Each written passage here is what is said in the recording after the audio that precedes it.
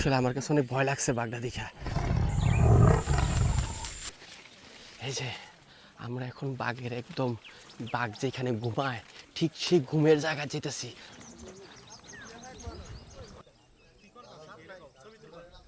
আপনাদেরকে এখন আমি বাঘ দেখাবো। তো গাইস, আমাদের যাত্রা শুরু হয় খুলনা থেকে। খুলনা থেকে প্রায় ৬-৭ ঘন্টার দূরত্বে আমরা আস্তে আস্তে পৌঁছে যাই একদম সুন্দরবনের গহীনে, যেখানে বাঘ সহ অন্যান্য বন্যপ্রাণীরা বসবাস করে। তো আমরা একটা খালের মধ্য দিয়ে বাঘ যেখানে ঘুমায় এবং সেই যে অভয়ারণ্যের মধ্যে বাঘ সহ অন্যান্য প্রাণীরা থাকে, সেই প্রাণীদের উদ্দেশ্যে যাচ্ছি। এবং আপনাদেরকে বলে রাখি, ভিডিওর এক পর্যায়ে আমাদের সাথে বাঘ মামারও দেখা হয়েছিল, তাই পুরো ঘটনাটা এই ভিডিওর মাধ্যমে আপনাদেরকে দেখাবো।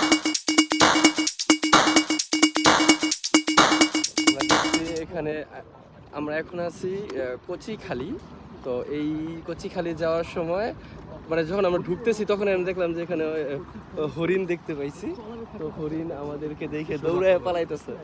তো মানে প্রাকৃতিক একদম ন্যাচারাল পরিবেশে হরিণ দেখার মজাই আলাদা। সবসময় মানে আবদ্ধ জায়গায় হরিণ দেখছি, কিন্তু এখন নিজের চোখে মানে প্রাকৃতিক ভাবে ওপেন প্লেসে হরিণ দেখলাম। ফিলিংস অস্থির।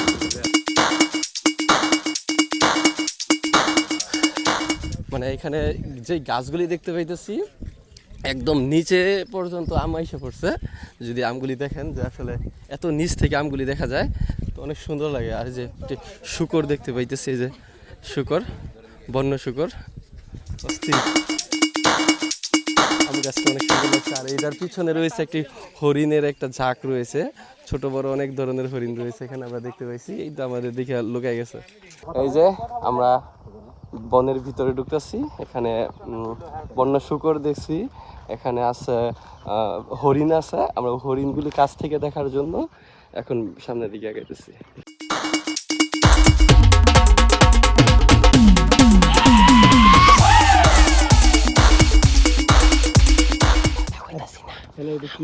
চুপচাপ আছি, সমস্যা, কথা বলা যাবে না, কথা বললে হরিণ চলে যাবে, তাই আমরা আস্তে আস্তে আসতেছি, কোনো সাউন্ড করতেছি না।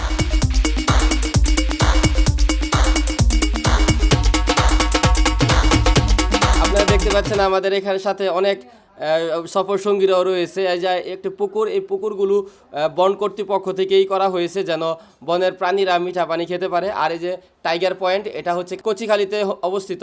আমরা এখন এই টাইগার পয়েন্ট থেকে আপনাদেরকে এই এলাকার সৌন্দর্য দেখার চেষ্টা করব। জনশ্রুতি রয়েছে এখান থেকেই বেশিরভাগ বাঘ দেখা যায়। এখানে এসেছি যে কচিখালি ওয়াচ টাওয়ারে, মানে টাইগার পয়েন্টের যে ওয়াচ টাওয়ারটা প্রায় 5 তলা সমমান উঁচু।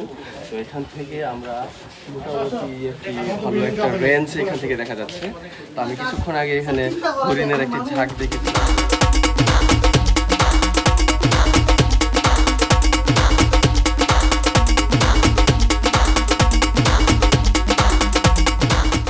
আপনাদেরকে এখন আমি বাঘ দেখাবো। এখানে শব্দ করা টোটালি নিষেধ, শব্দ করলে বাঘটা চলে যাবে, তাই আমি এখন আপনাদেরকে বাঘ দেখাবো। আপনারা একটু আসেন আমার দিকে, আমি ওইখানে একটা বাঘ দেখেছি, একটু আসেন।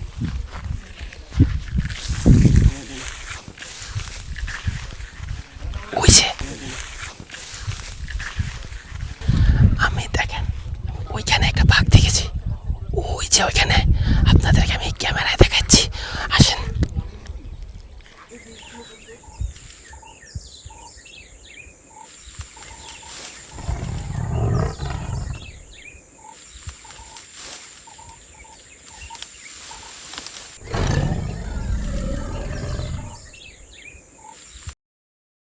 আমরা কিন্তু আইসা পড়ছি, হ্যাঁ এখানে কিন্তু বাঘটা দেখছি। আপনাদের কাছে কেমন লাগছে বাঘটা অবশ্যই কমেন্টের মাধ্যমে জানাবেন। আর এখানে বাঘগুলি কিন্তু অনেক ডেঞ্জারাস, যে কোনো সময় আমাদের দিকে দৌড়ে এসে পড়তে পারে, এজন্য আমরা কিন্তু দূর থেকে দেখাইছি। আমাদের ট্যুর অলমোস্ট শেষ, 2টা স্পট আমরা ঘুরেছি। এখন আমরা আবার আমাদের বোটে চলে মানে স্পটে চলে যাব। আর যাইতে যাইতে এই খালের ভিতরে সৌন্দর্যটা দেখার চেষ্টা করব।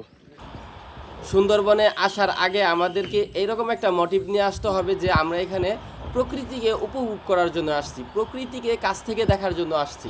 হ্যাঁ, তাহলে আমাদের জার্নিটা সুন্দর হবে।